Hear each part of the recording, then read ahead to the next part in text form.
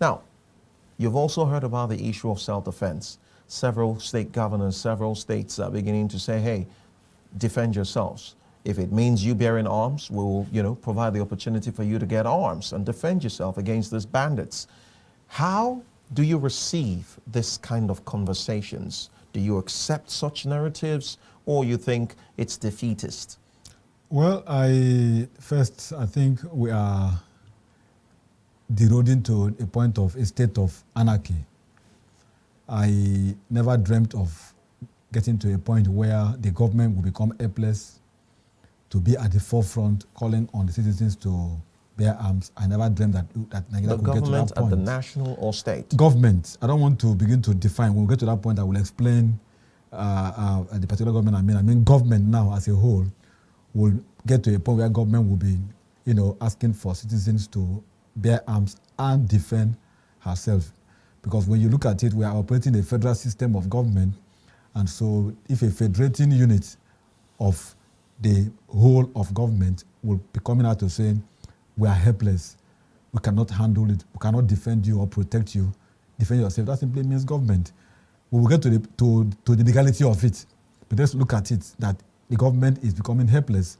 Because if the government were to be helpless, the government will not come out to be lamenting. I remember some years ago, the same Zamfara state, the governor, I think, had a meeting, went to the bandit camp, and came out and said that what he saw, what the state government saw in the camps of the bandits, that if the arms were to be used, it could overrun a state.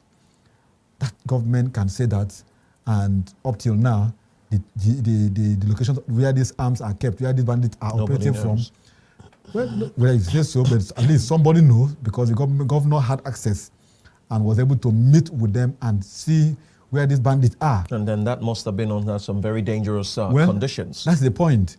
Nobody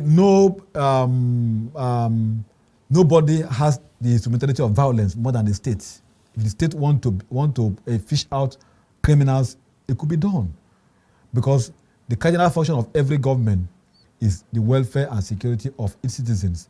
And when the government becomes helpless and get to the point where the government that ought to protect you is asking you to protect yourself, then it means we don't have government. We're getting to a point of anarchy.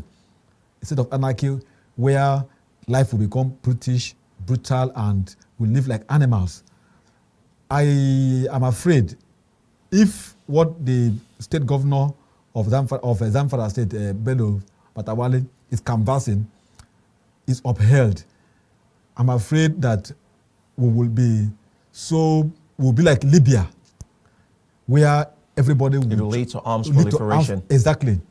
It will get to a point where if you get me angry, I just pick up my arm and then you are gone. Somebody can say, yes, US, you have a license to arms, but you could see some level of control. Imagine that we allow our system to be open like that of the US. You can imagine the politicking during and political even with era. That level of control, you still have one or two issues where like you the have one that's been happening this month, where the sporadic killings where the arms will get to the wrong hands, where it will get to the wrong hands, and then they will take it to schools, to police, and then they open fire just to express anger. I feel lives are wasted.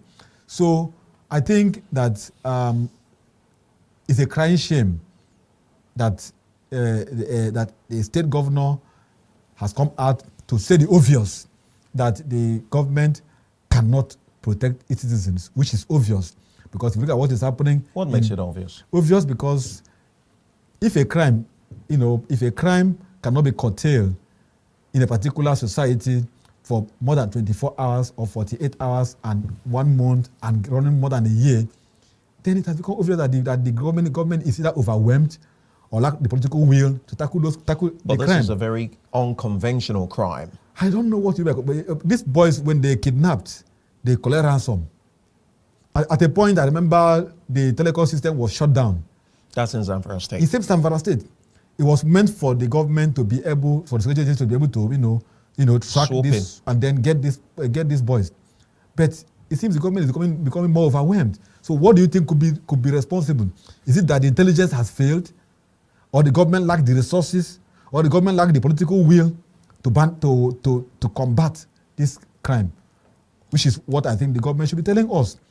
So the issue of asking the citizens to bear arms, I am happy that the Commissioner of Police has come out to counter him, of course, saying that he has not gotten official briefing to that effect. But even if that is to be, the CP of the state will have to resort to the IG, and the IG will have to resort to the Commander-in-Chief of the Armed Forces, because arms, approval, because firearms and security is under the exclusive legislative list of the Constitution. It is not a matter of state.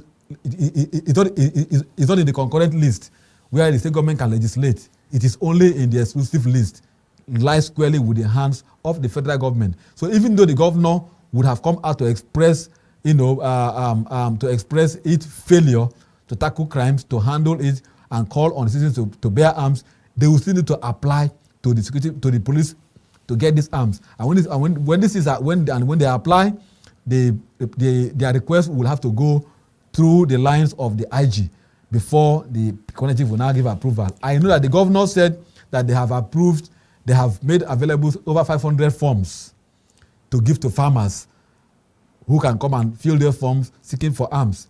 But when those forms are filled, I can tell you that those arms won't be given, because by the time it is done, you will be having other states also going to ask for arms, and then we'll now get where arms will become so largely spread and become difficult to curtail, and it will worsen our security challenge as a country.